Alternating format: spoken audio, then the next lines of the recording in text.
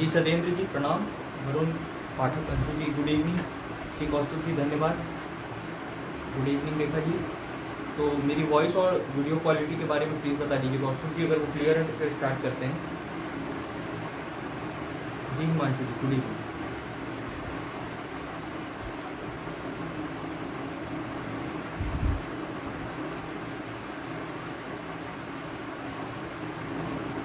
आप सभी please video को लाइक और शेयर करते रहिए। फिर हम स्टार्ट करते हैं। पहले हम डेली की तरह रिवीजन देखेंगे और उसके बाद फिर जो है हम क्लास स्टार्ट करेंगे। प्लीज़ आप लोग लाइक और शेयर कर दीजिए। फिर और भी स्टूडेंट्स अगर जुड़ जाते हैं तो फिर हम स्टार्ट करते हैं। जी Jamshed ji good evening.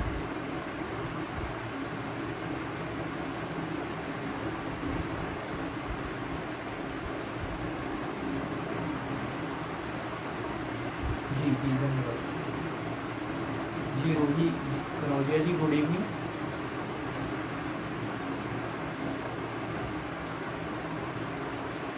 Satyendra Kumar Tiger ji Satyendra ji धन्यवाद। Vishakha Mishra good evening Vishakha ji. और जो भी स्टूडेंट्स जो है नए हैं या जिनकी पहली क्लास है, प्लीज़ आप लोग जो है मेरे साथ में लेकर के ही क्लास अटेंड करिएगा तो वो आपके लिए हेल्पफुल रहेगा। सर बोर्ड थोड़ा ब्लर आ रहा है, वीडियो वॉइस क्लियर है। तो हिमांशु जी हो सकता है आपको या मेरी तरफ से कुछ इंटरनेट प्रॉब्लम आ रही है बीच बीच में, लेकिन वो क्लियर होता रहेगा। जी जमशेद जी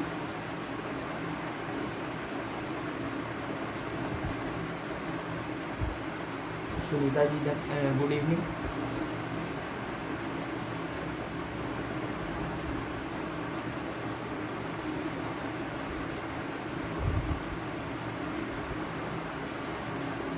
अच्छा वरुण जी कोई बात नहीं। जो है यूट्यूब पे भी हमारे वीडियोस डेली अपलोड होते रहते हैं, तो आप वहाँ से भी क्लास जो है अटेंड कर सकते हैं। और जिसने भी प्रीवियस क्लासेस ना की हों वो प्लीज़ जाकर के यूट्यूब से आप हमारे चैनल पे प्रीवियस क्लास की जितने भी वीडियोस हैं वो देख लीजिए, तो वो आप लोगों के लिए हेल्पफुल रहेगा। और आज की क्लास जो है हम स्टार्ट करते हैं। उससे पहले जो है हम डेली की तरह कुछ क्वेश्चन जैसे देखते हैं वैसे देख लेते हैं, फिर हम आगे क्लास जो है देखते हैं। फिर जो है मैं आप लोगों से फिर रिक्वेस्ट करूँगा कि आप लोग प्लीज़ जो है लाइक और शेयर कर दीजिए। रामजीत यादव जी जी गुड इवनिंग राम जी। तो आप सभी जो है सुनीता जी अगर आप बेयर की हेल्प लेंगी तो आपको कोई प्रॉब्लम नहीं होगी, और हो सकता है नेट की प्रॉब्लम को इस वजह से क्लियर ना आ रहा हो।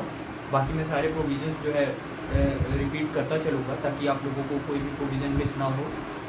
तो जैसे कि हमने लास्ट क्लास की थी, तो लास्ट क्लास में हमने आर्बिट्रेशन प्रोसीडिंग से रिलेटेड पढ़ा था, यानी कि हमने पढ़ा था कि जो भी प्रोसीडिंग या जो भी डिस्प्यूट्स हैं उनको अगर सेटल कराना है आउटसाइड कोर्ट तो उसको लेकर के, तो मैं आपसे पूछना चाहूँगा कि इसको लेकर के जो हमने प्रोविज़न पढ़ा था वो CPC के किस पार्ट में दिया हुआ है, विच सेक्शन, प्लीज़ आप लोग आंसर करिए।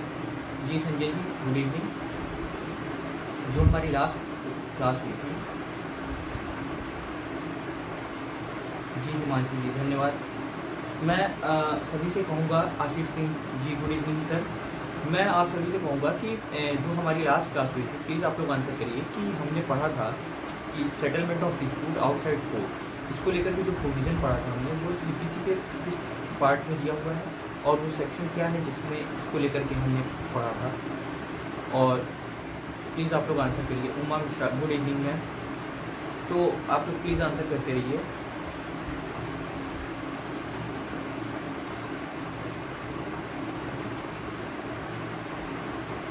जी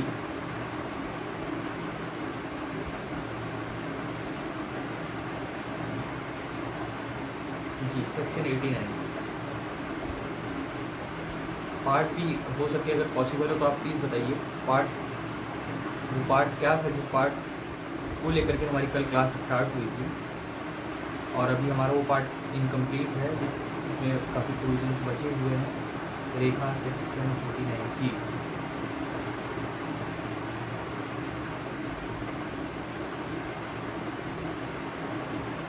ये तो हमने देखा था सब्सटेंटिव पार्ट में। आप में से कोई जो जिसे पता हो या याद हो, हमने प्रोसीजरल पार्ट भी डील किया था सेक्शन 89 के साथ। तो वो प्रोसीजरल पार्ट का भी प्रोविज़न आप लोग मेंशन करते चलिए कि वो प्रोसीजरल पार्ट जो हमने कवर किया था सेक्शन 89 के साथ वो क्या था। जी पार्ट 5 जी 5th पार्ट। जी, आप बिल्कुल सही आंसर आपका। तो हमने प्रोसीजरल पार्ट में भी कुछ प्रोविजंस डील किए थे सेक्शन 89 के साथ, तो प्लीज़ आप लोग मुझे साथ साथ वो भी बताते चलिए कि हमने इसको लेकर के हिमांशु मिश्रा सेक्शन 89 पार्ट 5। जी बिल्कुल सही है हिमांशु जी। और आप जितने भी स्टूडेंट्स हैं प्लीज़ आप लोग आंसर करिए कि जो हमने प्रोसीजरल पार्ट देखा था Satyendra Kumar Tiger part 5 special proceeding section 89 read with order 10 rule 1 to rule जी, और रूल 1 टू रूल 4 नहीं था सत्येंद्र जी, माफ़ कीजिएगा। Rule 1A, rule 1B and rule 1C specially जो है मैंने आपको कल बताया भी था कि ये 1999 के अमेंडमेंट से इसे ऐड किया गया था, अगर आपको याद हो तो। Rule 1A, rule 1B and rule 1C।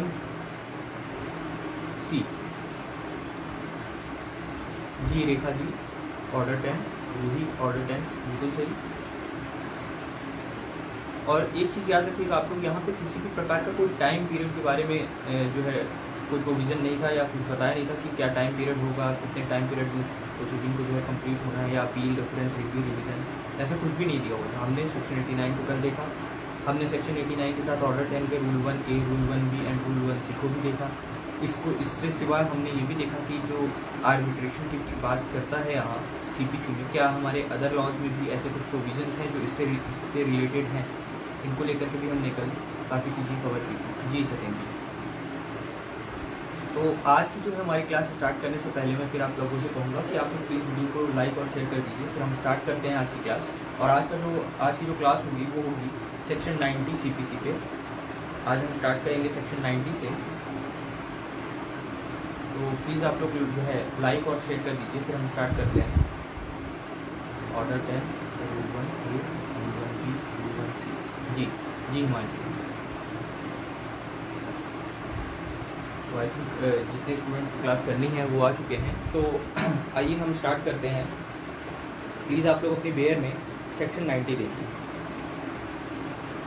तो हमने कल 89 देखा था पार्ट 5 का, आज हम देखेंगे सेक्शन 90 क्या कहता है। सेक्शन 90 सेक्शन 90 पे जाने से पहले हम लोगों को एक सेक्शन और समझ लेना चाहिए जो कि हमने इंडियन कॉन्ट्रैक्ट एक्ट में पढ़ा है, सेक्शन 28।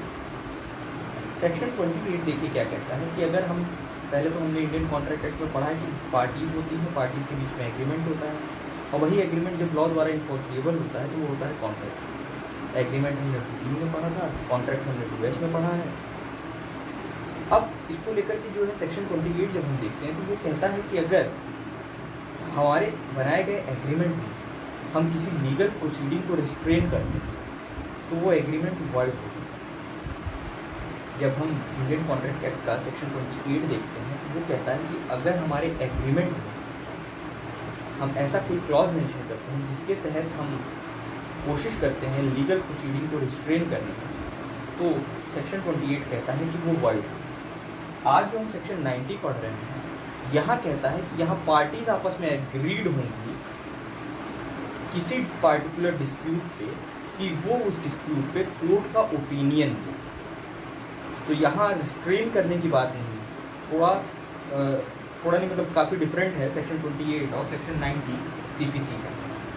तो मैंने सोचा कि ये बता देना सही रहेगा, इसलिए मैंने आप लोगों को बताया सेक्शन 28 इंडियन कॉन्ट्रैक्ट एक्ट का, जो कि कहता है कि एग्रीमेंट में अगर आप कोई ऐसा क्लॉज मेंशन कर रहे हैं जो कि रिस्ट्रेन कर रहा है लीगल प्रोसीडिंग को, तो वो एग्रीमेंट वॉइड है।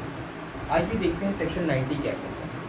तो सेक्शन 90 जब आप पढ़ेंगे तो सेक्शन 90 को पढ़ने से पहले आप वहाँ पे एक पॉइंट नोट कर लीजिए, अगर कल को ये प्रीलिम्स में क्वेश्चन आ सकता है कि फ्रेंडली सूट से रिलेटेड सिविल प्रोसीजर कोड में कहाँ पे दिया हुआ है प्रोविजन। तो सेक्शन 90 को फ्रेंडली सूट भी कहते हैं। क्यों कहते हैं, आइए हम पढ़ते हैं सेक्शन 90 को तो हमें समझ में आएगा। तो सेक्शन 90 कहता है कि देखिए जनरल केसेस हमने पढ़ा था, तो जनरल केसेस में क्या होता है कि पार्टीज होती हैं, कोई एक ऐसा पर्सन होता है जो ग्रीव होता है, तो वो पर्सन क्या करता है, एक प्लेंट जो है प्रेजेंट करता है। और मैंने आपको बताया था कि सेक्शन 26 और जब हमने पढ़ा था ऑर्डर 4, तो सेक्शन 26 और ऑर्डर 4 क्या कह रहा था कि प्रेजेंटेशन ऑफ प्लेंट से ही मान लिया जाता है कि सूट इंस्टीट्यूट हो गया। ये तो था जनरल केसेस, लेकिन हम क्या पढ़ रहे हैं, स्पेशल केस। जो कि हमने कल देखा था कि हम कैसे कैसे हमारी आगे की क्लासेस सूट को लेकर के चलेंगे। तो suit in general, suit in particular, फिर हमने देखा था स्पेशल प्रोसीडिंग, और स्पेशल प्रोसीडिंग में हमने आर्बिट्रेशन को लेकर के सेक्शन 89 देखा था। आज हम देखेंगे स्पेशल केस। जनरल केसेस में क्या होता है कि प्लेंट को जो है प्रेजेंट किया सूट इंस्टीट्यूट को, लेकिन जो सेक्शन 90 ये क्या है, स्पेशल केस है। तो यानी कि स्पेशल केस है तो हो सकता है कि इसको लेकर के कुछ स्पेशल प्रोसीजर, तो इसको स्पेशल केस इसलिए कहा गया है क्योंकि यहाँ पर जब आप सेक्शन 90 को रीड करेंगे तो वो कहता है कि पार्टीज आपस में एक एग्रीमेंट बनाएंगी इन राइटिंग।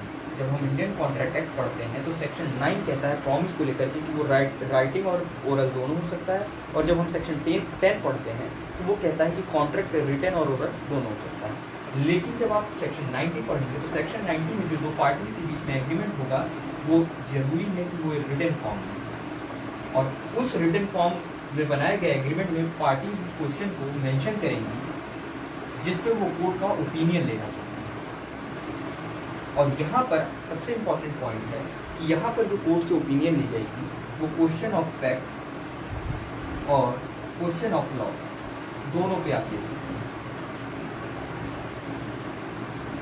अगर आप चाहें तो इसे रीड भी कर सकते हैं। Article 143 advisory jurisdiction of supreme court, वहाँ पर प्रेसिडेंट जब सेंड करता है तो क्वेश्चन ऑफ फैक्ट और क्वेश्चन ऑफ लॉ दोनों पे ओपिनियन ले सकता है। वैसे ही जब आप देखते हैं सेक्शन 90, तो सेक्शन 90 कहता है कि अगर पार्टीज जो है आपस में एग्रीमेंट इन राइटिंग बना रही हैं तो वो क्वेश्चन को स्टेट करके फॉर्म में क्या कर सकती हैं, कोर्ट से ओपिनियन ले सकती हैं, और जो कोर्ट से ओपिनियन लेंगी तो वो क्वेश्चन ऑफ फैक्ट और क्वेश्चन ऑफ लॉ दोनों पे ले सकती हैं। और जब ये प्रेजेंट करेंगे अपने स्पेशल केस को कोर्ट के समक्ष, तो उसके बाद से जो हियरिंग चलेगी वो ऑर्डिनरी मैनर में चलेगी, यानी कि जैसे जनरल केसेस में जो प्रोसीडिंग या जो प्रोसीजर चलता है वैसे ही चलेगा। मैंने आपको बताया कि जनरल केसेस में सूट कैसे इंस्टीट्यूट होता है, तो जैसे हम प्रेजेंट करते हैं प्लेंट सेक्शन 26 और ऑर्डर 4 के दिए हुए प्रोसीजर को फॉलो करते हुए तब, लेकिन हम यहाँ पढ़ रहे हैं स्पेशल केस, और स्पेशल केस में हमने देखा कि पार्टीज आपस में एग्रीड होती हैं इन राइटिंग, और वो क्वेश्चन ऑफ फैक्ट और क्वेश्चन ऑफ लॉ दोनों पे क्या ले सकती हैं कोर्ट से, कोर्ट का ओपिनियन। और जैसे ही वो प्रेजेंट करती हैं अपना स्पेशल केस, उसके आगे की जो हियरिंग होती है यानी कि सूट इंस्टीट्यूट मान लिया जाता है, और जैसे सूट इंस्टीट्यूट मानने के बाद ऑर्डिनरी प्रोसीजर फॉलो किया जाता है, वैसे ही स्पेशल केसेस में जब आप प्रेजेंट करते हैं तो प्रेजेंट होने के बाद वहाँ पर भी ऑर्डिनरी प्रोसीजर या ऑर्डिनरी मैनर को ही फॉलो किया जाता है। यह तो था हमारा सेक्शन 90 सब्सटेंटिव पार्ट। अगर यहाँ तक सबको क्लियर हो तो हम फिर आगे देखेंगे कि प्रोसीजरल पार्ट इसको लेकर के क्या कहता है। पहले हम लोगों ने कल ही क्लियर कर लिया था कि जो जो जनरल केसेस हैं उसको लेकर के हमें 9 से लेकर के 35 तक पढ़ना है।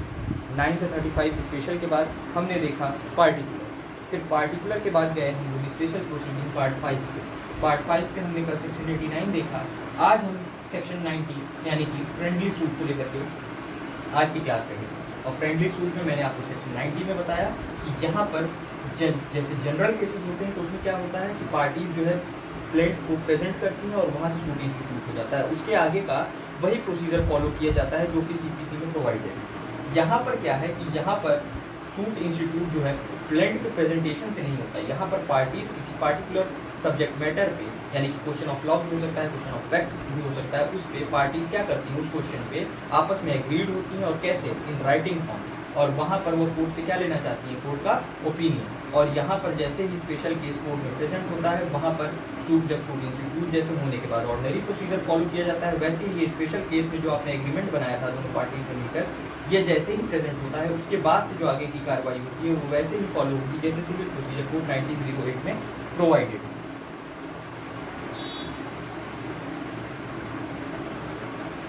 तो अगर यहाँ तक किसी को कोई प्रॉब्लम हो तो प्लीज़ आप लोग मुझे बताइए। फिर हम आगे सेक्शन 90 के बाद चलेंगे इसके प्रोसीजरल पार्ट को देखने कि प्रोसीजरल पार्ट में सिविल प्रोसीजर कोड के ऐसे क्या क्या प्रोविजंस हैं जो कि डील करते हैं। जी गुड इवनिंग गुलिस्तान जी। तो हमने सेक्शन 89 देखा, हमने सेक्शन 90 देखा, और मैंने आप सभी को पहले ही बताया कि फ्रेंडली सूट को लेकर के जो है हम पढ़ते हैं section 90। Atul Shukla ji good evening. तो सेक्शन 89 सेक्शन 90 आज की क्लास जो है हमारी सेक्शन 90 पे चल रही है। जो भी नए स्टूडेंट्स बाद में जुड़े हों मैं उन्हें बता दूं कि आप लोग प्लीज़ अपनी बेयर में सेक्शन 90 देखिए और उसके बाद जो है हम लोग प्रोसीजरल पार्ट पे चलेंगे। तो जहाँ पे हम लोग प्रोसीजरल पार्ट पे चलेंगे तो आप लोग प्लीज़ अपना सिविल प्रोसीजर कोड का ऑर्डर 36 जो है देखिए। फ्रेंडली सूट से रिलेटेड अगर कल को आपको क्वेश्चन आता है तो आपको आंसर करना है कि इससे रिलेटेड सब्सटेंटिव पार्ट में जो प्रोविज़न है वो दिया हुआ है सेक्शन 90 में, और जो प्रोसीजरल पार्ट में प्रोविज़न दिया हुआ है वो दिया हुआ है ऑर्डर 36 में। तो प्लीज़ आप लोग अपनी पेयर में ऑर्डर 36 जो है देखिए।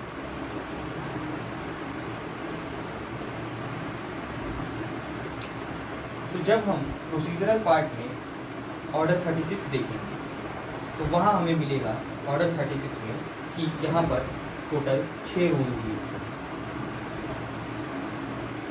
देखिए हम साथ साथ जो है सब्सटेंटिव और प्रोसीजरल साथ कवर कर रहे हैं। हालांकि मैंने आपको पहले ही बताया था कि यहाँ पे मात्र 158 सेक्शन है, और जब हम ऑर्डर में जाते हैं तो 51 ऑर्डर है जो कि बहुत सारे रूल कंटेन करते हैं। यहाँ तक कि अगर आप ऑर्डर 21 देखें तो वो खुद में 106 रूल कंटेन करता है।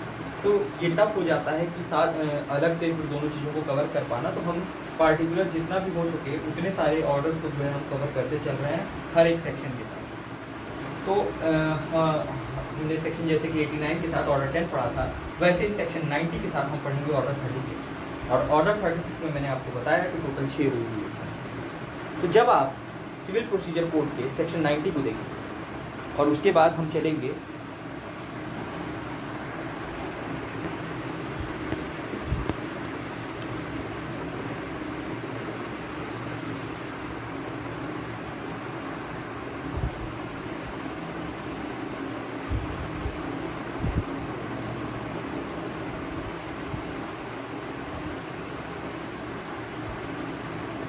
तो इसके बाद जो है हम चलेंगे ऑर्डर 36।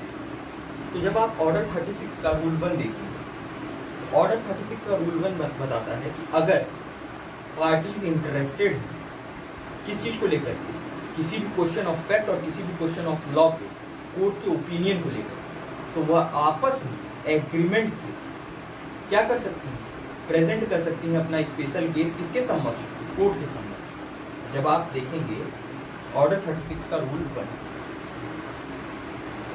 और यहाँ पर भी बताया हुआ है वही चीज़, बट ये क्या है प्रोसीजरल पार्ट। तो यहाँ पर भी प्रोसीजरल पार्ट में कहता है कि अगर पार्टीज इंटरेस्टेड हैं in decision of any question of fact और क्वेश्चन ऑफ लॉ, तो वो क्या कर सकती हैं, बाय एग्रीमेंट प्रेजेंट कर सकती हैं अपना स्पेशल केस इसके समक्ष, कोर्ट के समक्ष, इन फ्रंट ऑफ कोर्ट। अब यहाँ पर जब आप ऑर्डर 36 का रूल 1 देखेंगे तो वहाँ पर 3 और इम्पॉर्टेंट चीज़ें दी हुई हैं कि वो क्या है।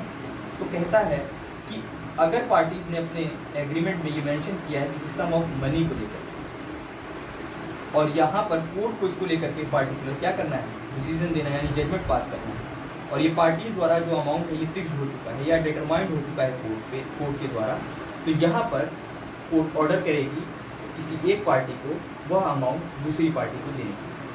जब आप दूसरा देखेंगे तो वो कहता है प्रॉपर्टी को लेकर, वो क्या कहता है, वो कहता है कोई मूवेबल या इमूवेबल प्रॉपर्टी है जो कि उनके द्वारा एग्रीमेंट में स्पेसिफाइड है, तो उसको लेकर के भी यहाँ पर कोर्ट क्या ऑर्डर पास कर सकती है कि वो डिलीवर की जाए पार्टी 1 से पार्टी 2। और जब आप तीसरा पॉइंट देखेंगे यानी ए, बी और सी, तो सी कहता है कि पार्टी शैल क्या कर सकती है, आपस में वो एग्रीमेंट में ये चीज़ मेंशन कर सकती हैं कि कोई एक्ट को लेकर के किया जाना या किसी एक्ट को करने से रोका जाना, यानी कि डू और refrain from doing any specified act. और उस एक्ट को लेकर के, यानी कि अगर वो रिफ्रेन करने वाला होगा या करने के लिए होगा, तो उसको लेकर के भी कोर्ट यहाँ पर एक पार्टी को ऑर्डर करेगी कि वो एक्ट करे, या अगर रिफ्रेन को होगा तो रिफ्रेन करेगी उसको वो पार्टिकुलर एक्ट करने से। यही कहता है आपका ऑर्डर 36 का रूल 1।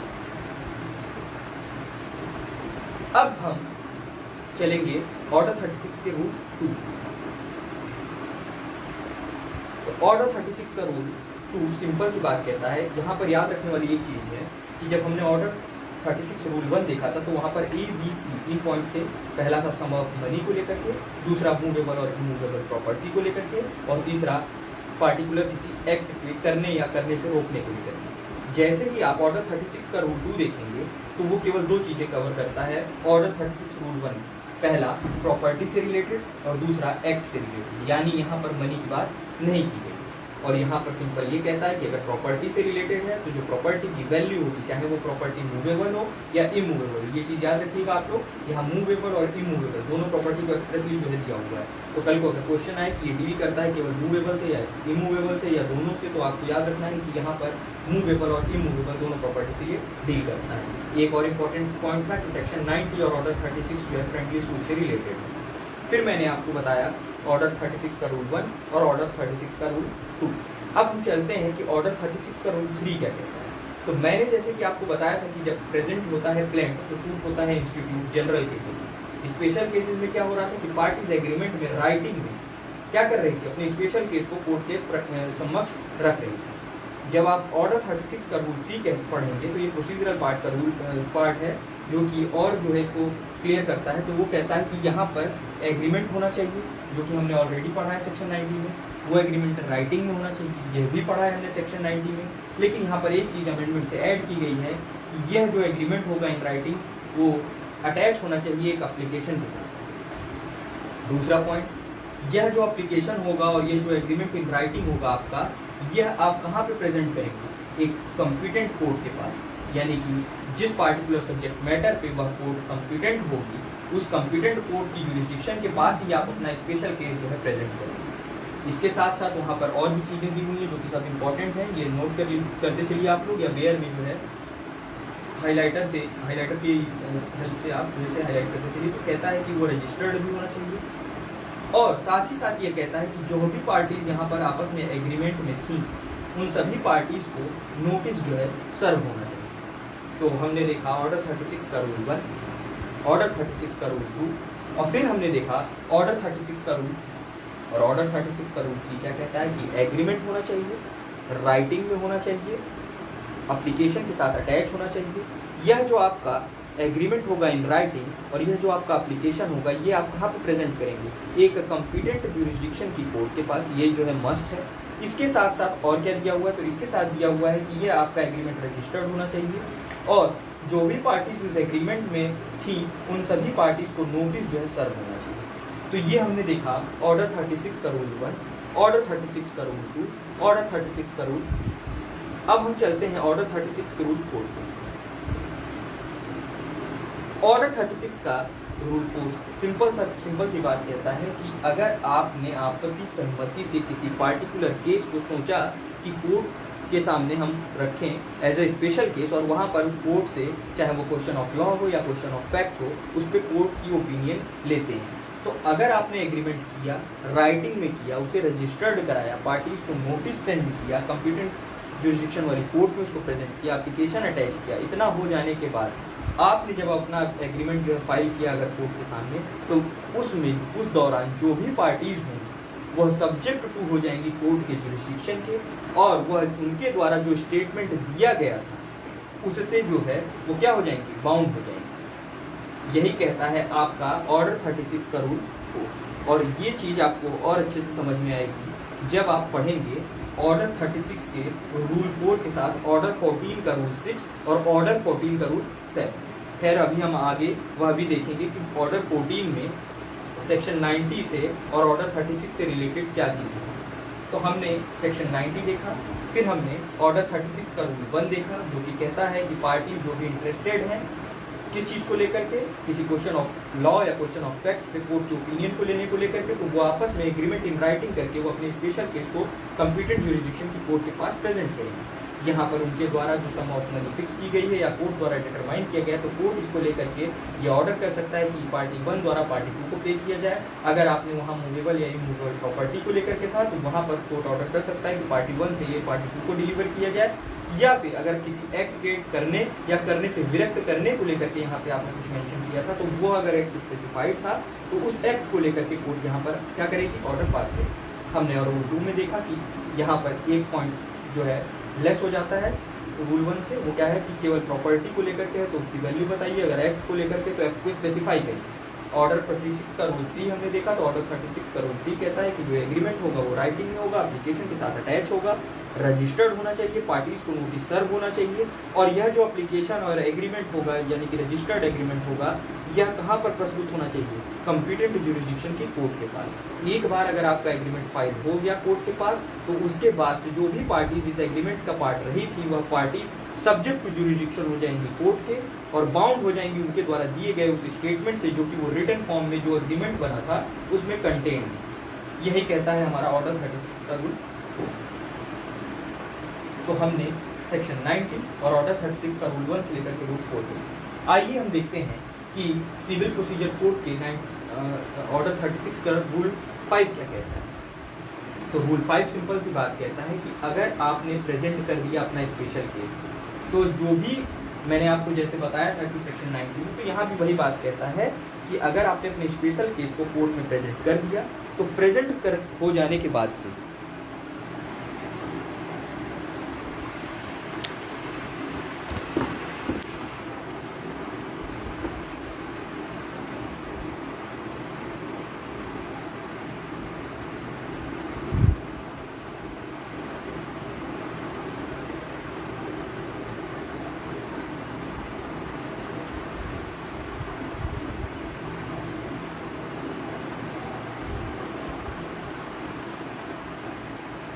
तो मैंने आपको बताया ऑर्डर 36 का रूल 5 कि ये भी वो सिंपल सी बात कहता है कि जैसे ही आपका प्रेजेंट हो जाएगा स्पेशल केस कोर्ट के समक्ष, तो वहाँ पर प्रेजेंट होने के बाद से जो हियरिंग होती है, तो जैसे जनरली सूट इंस्टीट्यूट होने के बाद हियरिंग होती थी, जो प्रोसीजर फॉलो किया जाता था, वही सेम प्रोसीजर वहाँ पर भी जो है, वही मैनर जो है वहाँ पर भी फॉलो किया जाएगा।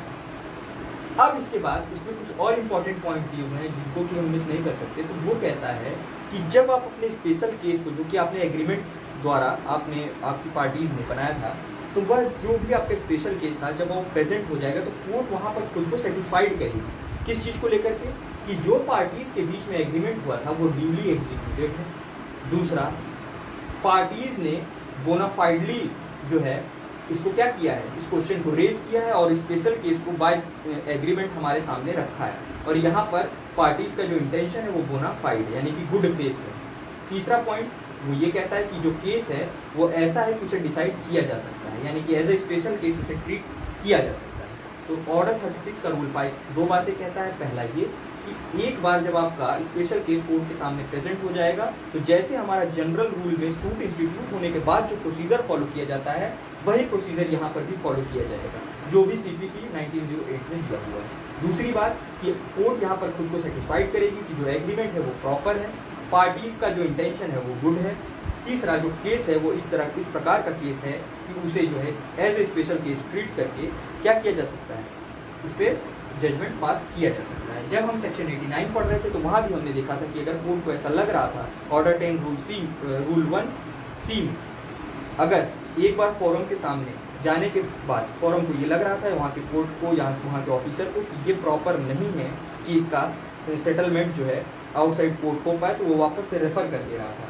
वैसे ही यहाँ भी समझिए कि यहाँ भी कोर्ट खुद को सेटिस्फाइड करे कि क्या यह matter as a special case treat करने लायक है या नहीं। इसके बाद अगर कोर्ट को लगता है कि ये special case as a special case treat करने लायक है, तो कोर्ट यहाँ पर अपना जजमेंट प्रोनाउंस करेगी, ठीक। और कैसे प्रोनाउंस करेगी, जैसे ऑर्डिनरी सूट में प्रोनाउंस करती है। और एक पॉइंट यहाँ पे फिर वही है कि जजमेंट जो प्रोनाउंस होगा डिग्री उसको फॉलो करेगी, और इसको लेकर के हमने देखा था section 33 of CPC, decree follow the judgement.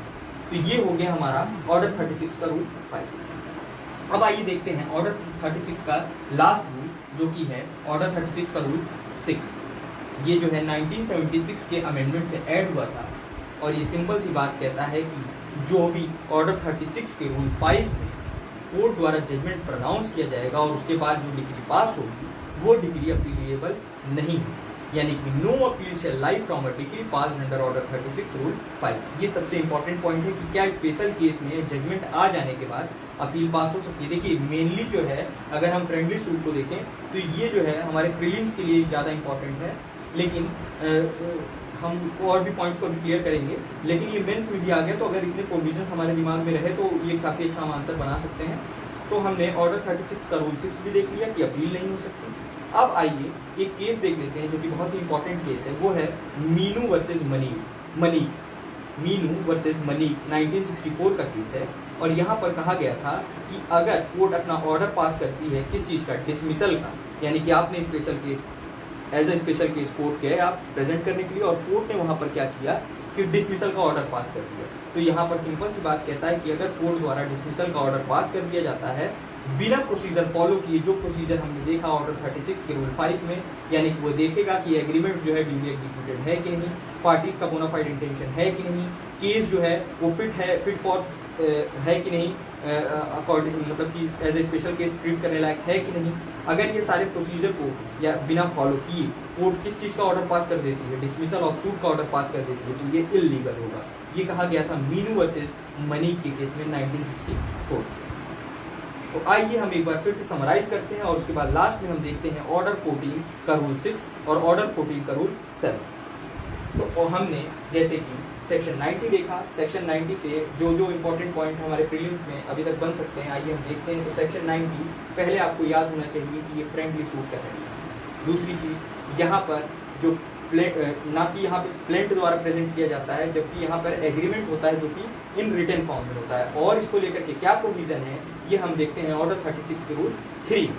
और यहाँ पर दूसरा पॉइंट इंपॉर्टेंट है तीसरा कि क्वेश्चन ऑफ लॉ और क्वेश्चन ऑफ फैक्ट दोनों पे आपको कोर्ट से जो है ओपिनियन ले सकते हैं। फोर्थ जो इंपॉर्टेंट पॉइंट है वो ये है कि जब आप ऑर्डर 36 का रूल 1 देखेंगे तो वहाँ पर मनी, मूवेबल और इमूवेबल प्रॉपर्टी और एक्ट को लेकर के बात की गई है। इसको लेकर के जब आप देखेंगे ऑर्डर 36 का रूल 3 तो वो कहता है कि एग्रीमेंट होना चाहिए, रिटर्न होना चाहिए, विथ एप्लीकेशन अटैच होना चाहिए, प्रेजेंट होना चाहिए कंपीटेंट जुरिसडिक्शन की कोर्ट के सामने, रजिस्टर्ड होना चाहिए और सभी पार्टीज को नोटिस सर्व होना चाहिए। फिर हमने देखा ऑर्डर 36 का रूल 4 कि पार्टीज द्वारा अगर एक बार जो एग्रीमेंट बनाया गया था इन रिटन फॉर्म में, अगर वो कोर्ट को प्रेजेंट किया गया तो वहां पर जो भी पार्टीज उस एग्रीमेंट का पार्ट थी वो सब्जेक्ट हो जाएंगे किसके, कोर्ट के जुरिसडिक्शन के, जिस कोर्ट में उन्होंने अपना वो एग्रीमेंट फाइल किया है, और वह अपने ही स्टेटमेंट से क्या हो जाएंगी, बाउंड हो जाएंगी, जो उनके द्वारा दिया गया स्टेटमेंट कंटेन करता है वो एग्रीमेंट। तो हमने ऑर्डर सेक्शन 90, ऑर्डर 36 का रूल 1, रूल 2, रूल 3 और रूल 4 सारे इंपॉर्टेंट पॉइंट्स को देखा। फिर हम गए ऑर्डर 36 के रूल 5 पे। यहाँ पर हमने देखा कि एक बार आपका स्पेशल केस जो कि आपने एक एप्लीकेशन के साथ अटैच करके रजिस्टर्ड फॉर्म में कोर्ट में प्रेजेंट किया, उसके बाद से जो आगे की कार्रवाई वैसे ही होगी जैसे एक जनरल केस में एक सूट के प्रेजेंट होने के बाद जो प्रोसीजर फॉलो किया जाता है। दूसरा हमने पॉइंट ये देखा कि कोर्ट यहाँ पर खुद को सेटिस्फाइड करेगी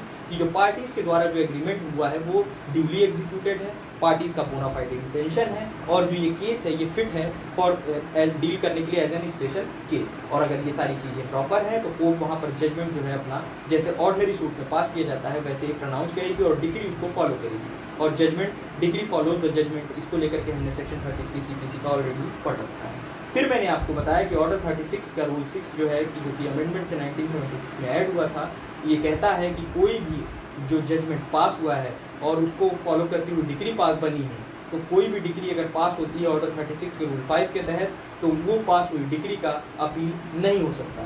ये इसके अपील को बार करता है ऑर्डर 36 का रूल 6। और अपील को लेकर के क्या प्रोविजन है तो ये हम देखेंगे सेक्शन 96 से लेकर सेक्शन 112, ऑर्डर 41 और ऑर्डर 42। ये जब हम अपील की क्लास करेंगे तो वहाँ पर हम देखेंगे, और वहाँ पर ये चीज़ मेंशन नहीं की हुई है, इसीलिए मैं आपको बार बार कहूँगा कि इस पॉइंट को जो है आप लोग ध्यान दीजिए। ये आपको ना तो 96 में मिलेगा और ना ही ऑर्डर 41 में मिलेगा। तो फिर मैंने आपको बताया मीनू वर्सेस मनीक का केस, जहाँ पर कहता है कि अगर कोर्ट ने डिसमिसल का ऑर्डर पास कर दिया है, तो अगर कोर्ट ने बिना इस प्रोसीजर को फॉलो किया ऐसा ऑर्डर पास किया है तो वह ऑर्डर इल्लीगल होगा। फिर मैंने आपको बताया कि हम लास्ट पार्ट में देखेंगे ऑर्डर 14। तो प्लीज़ आप लोग अपनी बेयर में ऑर्डर 14 देखिए। अगर आप लोगों ने अपनी बेयर ली हो तो प्लीज़ आप लोग अपनी बेयर देखिए ऑर्डर 14।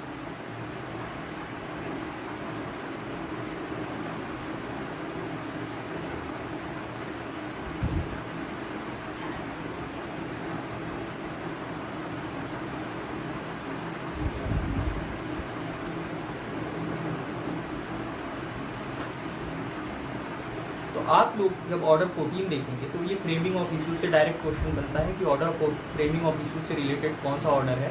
तो ऑर्डर 14 जो है फ्रेमिंग ऑफ इश्यूज से रिलेटेड है। आप प्लीज़ ऑर्डर 14 के रूल 6 को और रूल 7 को देखिए। उसके बाद जो है हमारा कंप्लीट हो जाएगा फ्रेंडली सूट का टॉपिक। तो जब आप देखेंगे ऑर्डर 14 का रूल 6 और रूल 7, तो ऑर्डर 14 का रूल 6 सेम वही बात कहता है जो आपने ऑर्डर 36 के रूल 1 में पढ़ा था। क्या कि पार्टीज जो हैं, अब देखिए यहाँ पर बस छोटा सा डिफरेंस हमें समझना है। जो फ्रेमिंग ऑफ इश्यूज जो हम यहाँ पढ़ते हैं, जी सत्येंद्र जी बहुत बहुत धन्यवाद आपका। मुझे पता नहीं था कि आप मेरे सीनियर हैं, लेकिन मुझे जैसे ही पता चला मुझे काफ़ी खुशी हुई। तो आइए हम ऑर्डर 14 देखते हैं। ऑर्डर 14 का रूल 6 जब हम देखेंगे तो ऑर्डर 14 का रूल 6 जो है ये कहता है एग्रीमेंट को लेकर के, तो ये कहता है कि देखिए क्या डिफरेंस है दोनों में हम समझते हैं। ऑर्डर 14 में, ऑर्डर 14 के रूल 6 में और ऑर्डर 36 के रूल 1 में।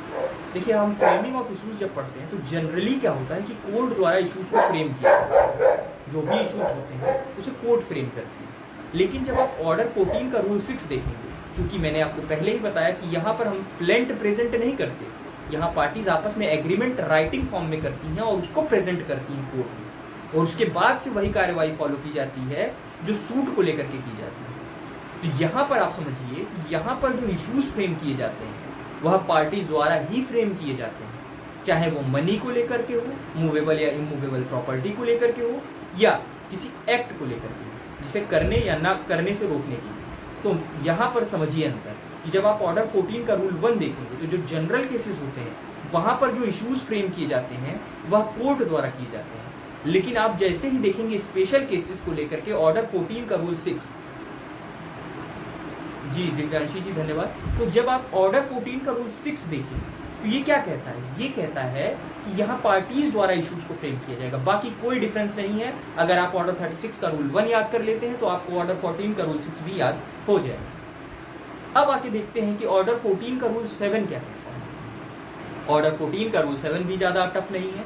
आप ऑर्डर 14 का जब रूल 7 पढ़ें उससे पहले आप कर लीजिए कि ऑर्डर 36 का रूल 5 पढ़ लीजिए, या तो आप ऑर्डर 14 का रूल 7 पढ़ लीजिए तो आपका ऑर्डर 36 का रूल 5 कवर हो जाएगा। दोनों ही सेम टू सेम प्रोविजन। तो यहाँ पर आज हमने एक बार समराइज करते हुए समझते चलते हैं, और मैं आप सभी से रिक्वेस्ट करूंगा कि प्लीज़ लाइक और शेयर करना ना भूलें। और आइए देखते हैं हम लास्ट पार्ट जो कि हमारा डेली का रहता है हम समराइज करते हुए चलते हैं। पहले हम क्वेश्चन आंसर देखते हैं, तो उसके बाद जो है समराइज करने के बाद जो है क्लास आज की ओवर होगी। तो आइए हम देखते हैं कि सेक्शन 90 में हमने क्या समझा। तो सेक्शन 90 में हमने जनरली समझा कि जो जनरल सूट होता है ये वो नहीं है, ये क्या है, फ्रेंडली नेचर का सूट है। यहाँ पर क्या होता है कि यहाँ पर किसी प्लेंट को प्रेजेंट नहीं करना पड़ता। पार्टीज आपस में क्या करती हैं, एक रिटन फॉर्म में एग्रीमेंट करती हैं, उसके तहत वो किसी क्वेश्चन ऑफ लॉ या क्वेश्चन ऑफ फैक्ट पे कोर्ट का ओपिनियन ले सकती हैं। जैसे कि राष्ट्रपति आर्टिकल 143 के तहत एडवाइजरी जुरिडिक्शन के तहत सुप्रीम कोर्ट से उसकी एडवाइस लेता है, यहाँ पर पार्टीज लेती हैं। सिविल केसेज में वहाँ पर राष्ट्रपति लेता है। फिर हमने देखा कि यहाँ पर जब इसको स्पेशल केस माना जा रहा है और इसके तहत कोर्ट में आपस में एग्रीमेंट करके इन्होंने स्पेशल केस कोर्ट गए, वहाँ पर जब ये इनका एग्रीमेंट फाइल हुआ तो उसके बाद क्या होता है, उसके बाद ये होता है कि जैसे सूट को लेकर के प्रोसीजर फॉलो किया जाता है आगे की कार्रवाइयों में, वैसे इसमें भी फॉलो किया जाता है।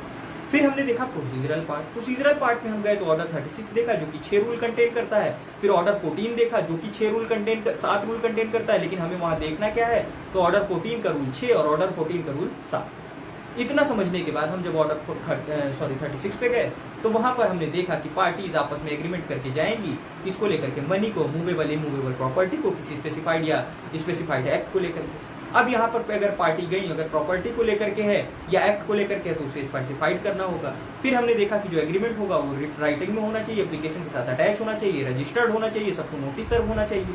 फिर हमने देखा कि अगर एक बार आपका एग्रीमेंट फाइल हो गया कॉम्पिटेंट जुरिडिक्शन की कोर्ट के समक्ष, तो यहाँ पर जो भी पार्टीज होंगी वो कोर्ट की जुरिडिक्शन से बाधित होंगी, और जो उनके द्वारा स्टेटमेंट, उनके द्वारा दिया गया एग्रीमेंट, रिटन फॉर्म में दिए गए एग्रीमेंट में मेंशन होगा, वह उससे भी बाउंडेड होंगी, वो उससे पलट नहीं पाएंगी। यानी कि आप कह सकते हैं कि स्टॉपेल का रूल लग जाएगा।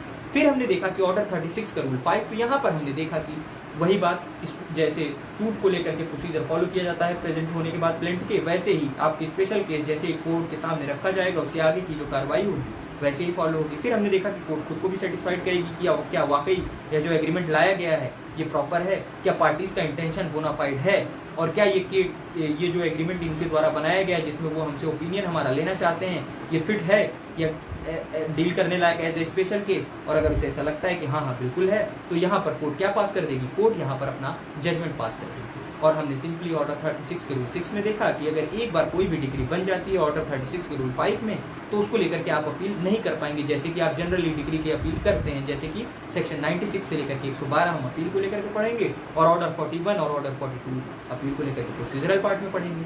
फिर मैंने आपको बताया कि मीनू वर्सेज मनीक का एक केस आया था, जिसमें कहा था कि अगर आपने कोर्ट ने यानी कि डिसमिस करते समय डिसमिसल का ऑर्डर पास किया है सूट को लेकर के, और बिना वो प्रोसीजर फॉलो किए जो कि प्रोसीजर प्रेस्क्राइब्ड है, तो यहाँ पर इनके द्वारा पास किया गया यह ऑर्डर इल्लीगल हो। फिर हमने देखा ऑर्डर 14 जो कि फ्रेमिंग ऑफ इशूज से रिलेटेड है। वहाँ पर हमने देखा कि यहाँ पर जनरल केसेस में जो फ्रेमिंग होती है इशूज़ की वो कोर्ट द्वारा की जाती है, लेकिन यहाँ पर हम देख रहे हैं कि ऑर्डर 14 का रूल 1 कहता है कि यहाँ पर जो इशूज़ फ्रेम होंगे वो कोर्ट द्वारा होंगे। फिर हमने देखा ऑर्डर 14 का रूल 7, और उसको मैंने आपको पहले ही बताया कि अगर आपने ऑर्डर 36 का रूल 5 पढ़ा है तो इसको पढ़ने की जरूरत नहीं है, अगर आप ये पढ़ लेते हैं तो उसको पढ़ने की जरूरत नहीं है। तो आई थिंक सबको अच्छी लगी होगी आज की क्लास, और जो हमारी नेक्स्ट वीक से क्लासेस होंगी वो मंडे और ट्यूसडे को होंगी इवनिंग में 4 से 5। तो आप सभी का बहुत बहुत धन्यवाद अभी तक बने रहने के लिए, और मैं जाते जाते फिर आप सभी से रिक्वेस्ट करूँगा कि प्लीज़ वीडियो को लाइक और शेयर करना ना भूलें। धन्यवाद।